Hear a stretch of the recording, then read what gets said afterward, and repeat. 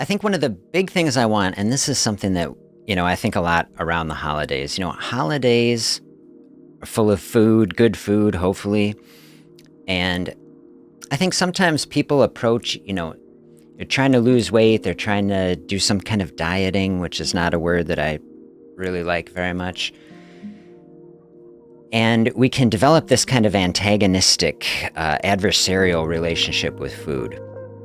And one of the kind of vibes that I want to create on my channel is that I want people to develop a really healthy, joyful, positive relationship with food.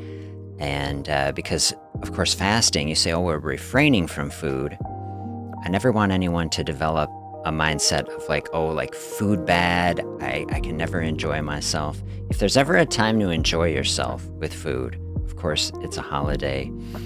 And, food is how we connect with friends and family. It's one of our most enjoyable experiences. So I want people to feel supported that way.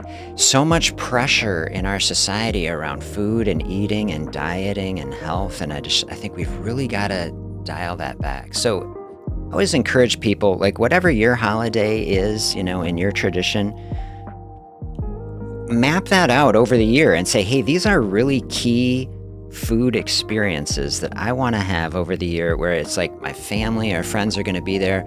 And these are foods that bring joy and meaning to, my life. I want everybody always to have that.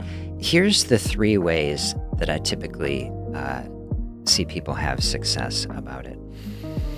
The first way is basically just not even to focus on a fasting practice for a holiday. I don't want anyone to feel like this is something that has to be done, or even that it's something that has to be done all the time if you're doing it.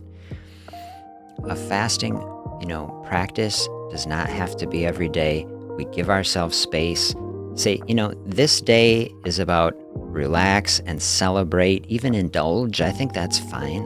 Have a treat, have good things, have joyful things. You have to have space for that.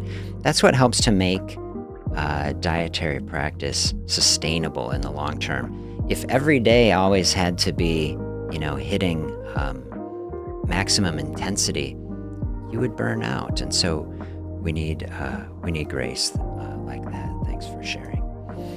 So that's a place to start with it, the easiest place. Say, just take a break on your dietary practice over the holidays. Don't stress about it. Or on a holiday, and then just get back to the practices that are working for you. Okay, step number 2, or thought number 2 about approaching a holiday is just stick in a regimen that is working for you throughout that season. So whatever it is. So some people, the things I try to balance, the benefits of routine and the benefits of flexibility. And that's a line that we want to kind of merge between. Definitely there can be seasons to everything, but I was describing this kind of entry-level fasting pattern, just getting in a groove of eating 2 meals in a day. And this is kind of a first step for many people. In our culture here, at least in the States, right? Lots of people eating breakfast, pushed into eating breakfast, sometimes, encouraged to eat a breakfast that they're not even really that hungry for.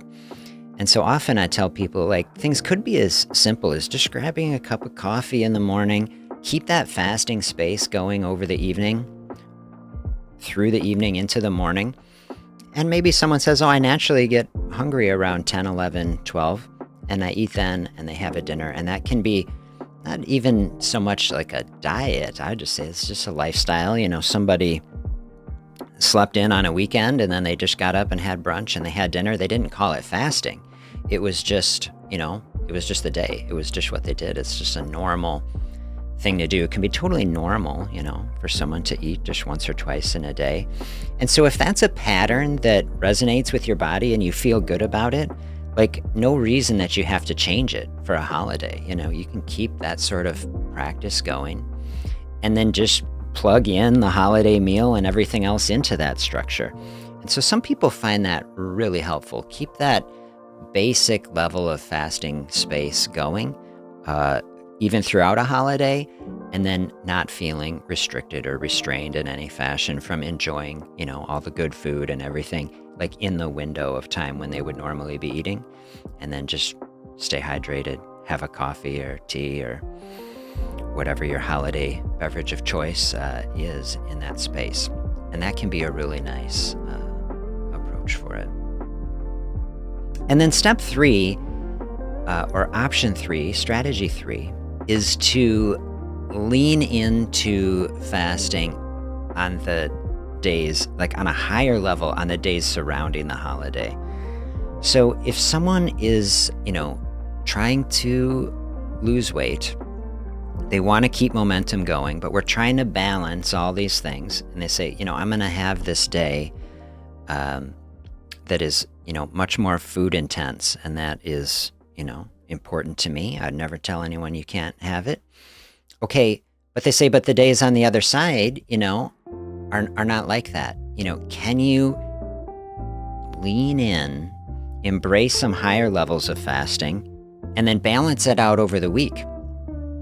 So one strategy or thought I was talking about with someone last week is like, every day does not have to be about like progress every day. Like maintaining, is a perfectly great goal, over the holiday. And it can be really helpful, to say, hey, I'm just like in maintenance mode, like everything is okay.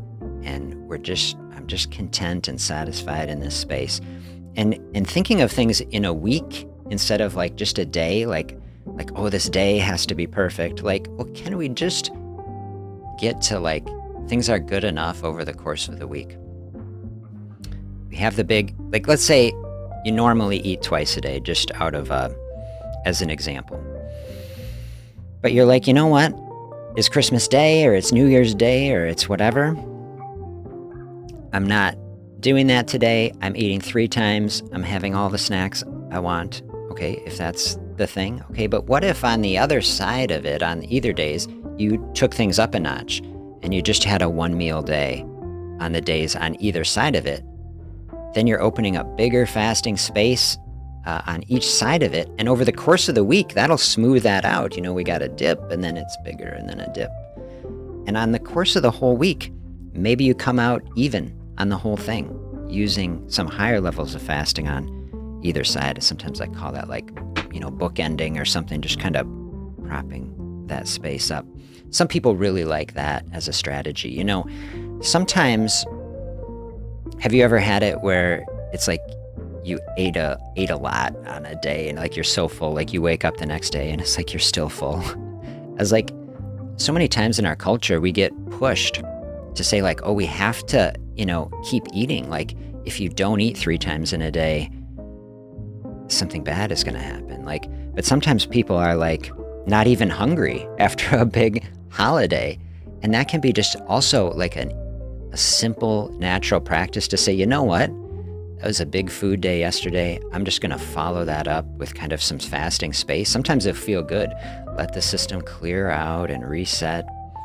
And sometimes, people feel naturally inclined to do that anyway. Can we give ourselves the grace and the space just to kind of roll with that? That would be another way. You don't have to do it on both sides. Like I was saying, someone, might feel more like, oh, I kind of fast on the front end of it. Open up that space, that can kind of even out. And then people say, well, I got so many leftovers, I'm gonna, you don't have to cut it right off. Someone else says, I like that idea, like just give space afterwards, have a big food day, and then open up that space. And it can feel natural to do that. And that can be another way to even it out over the course of the week.